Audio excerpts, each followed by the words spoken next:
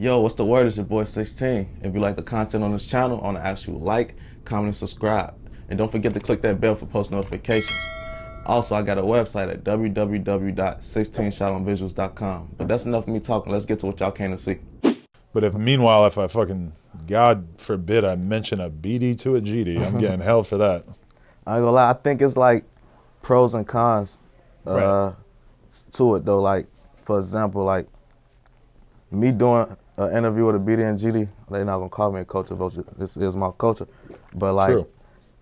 me doing an interview with a BD and GD, I might get a death threat. I don't know if it'd be like that for you. Like I remember I showed you a situation and I showed you and I was like, do you ever go through this? And you was like, fuck no.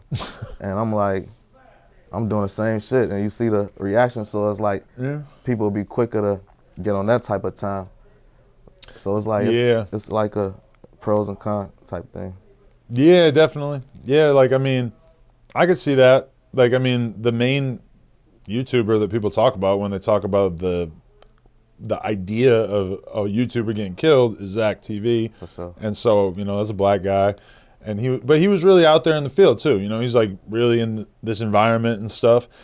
Yeah, and it was weird seeing that too, because the person who said that to you, who basically, you know, we're kind of alluding to a DM where somebody damn near told 16 they were going to turn him into a pack.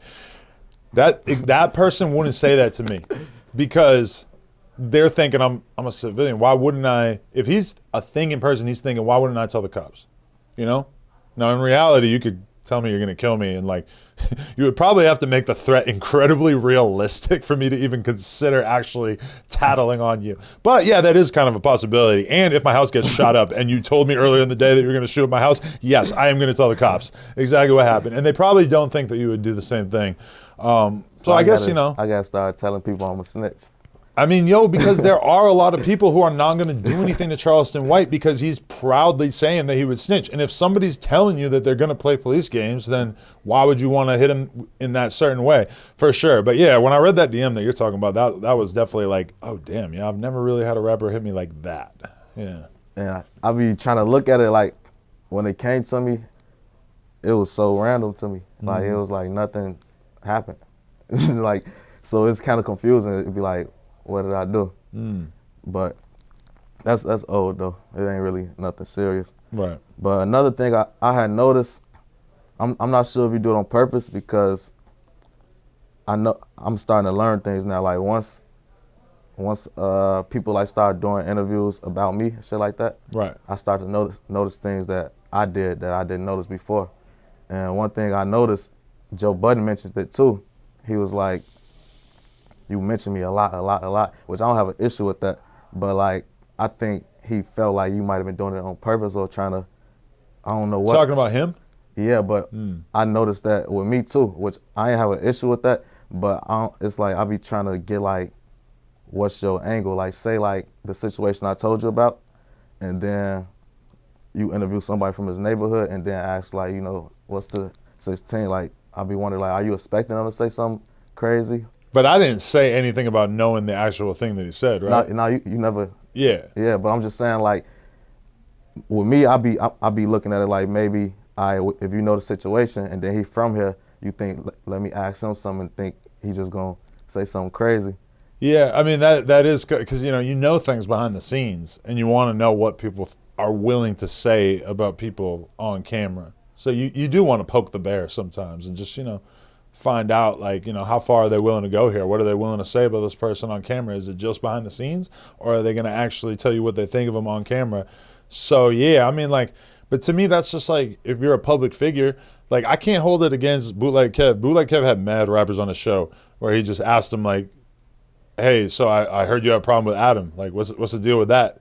And he knows, that's my friend. He knows exactly what he's doing, And it's like, there's an extent to which you have to be careful about that too, though, because it's like when they're saying, there's been like weird shit that's been debunked about you or whatever, but I'm not going to ask somebody about that because it's like, I don't know what the fuck the deal is with that, But in terms of just asking somebody what they think of another content creator, I mean, that's what you signed up for as soon as you start making YouTube videos. It's like you're kind of signing up to be a part of the conversation. And like the reality is that when that runs out, that's when you got to be worried. That's like you know, even if I was annoyed by Vlad talking about me with somebody, it's like I guarantee I'd be way more annoyed if down the road Vlad doesn't see a reason to talk about me with anybody anymore because I'm not fucking relevant, you know? So Yeah.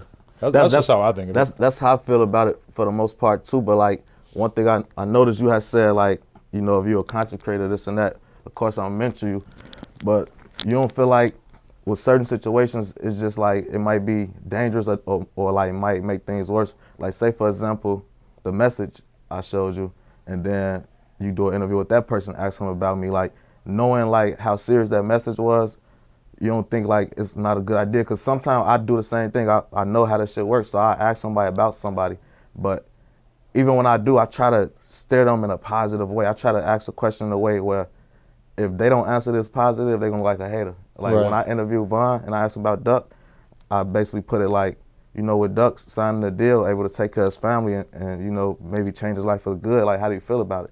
And I feel like if he would've said anything bad, he gonna look like he hating. Yeah, but like, that's you being a troll by saying something positive about his ops, knowing that he is forbidden by the street code to congratulate somebody on doing something good for their family. If you're real or not though, because if you're real, you're gonna keep it 100 and be like, you know, I respect that. But if you're a hater, you're gonna. But you're asking him about somebody that he's dissed 1,000 times in his songs. No, this was before that. Oh, he hadn't even talked about him yet? Yeah, like I knew what side Von was from, but I honestly didn't know like how deep it was and like, who exactly you didn't like. I just knew stories. Because I did an interview with Tato where I brought up Duck. It never came out.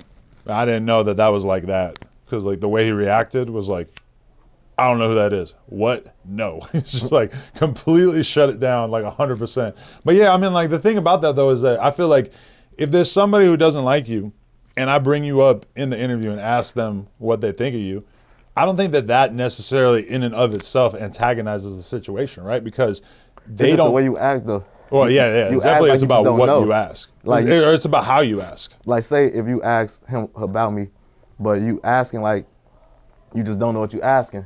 But the whole time, it's like in the back of your head, you setting it up. Like, you don't think that's like kind of like dangerous in a way with certain situations or certain people? Because it's like me, like say if you was arguing academics, I asked you about that because I don't feel like you're gonna try to kill academics. Or I don't feel like academics gonna try to kill you. Right. I think like if y'all see each other, y'all might fight, argue, whatever, but I don't see that. So like stuff like that, I think it's cool to do.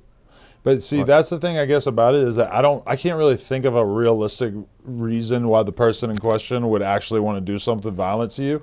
So I guess I didn't really like conceive of it like that because to me, it's like if you're a YouTuber or you're a public figure in this space, then you have to accept that you're just going to get talked about. And you are a kind of interesting case study that I think is like worth mentioning to Chicago rappers because you are literally from it. And the number one criticism of me or Ak or Vlad or whatever is that you're not from it.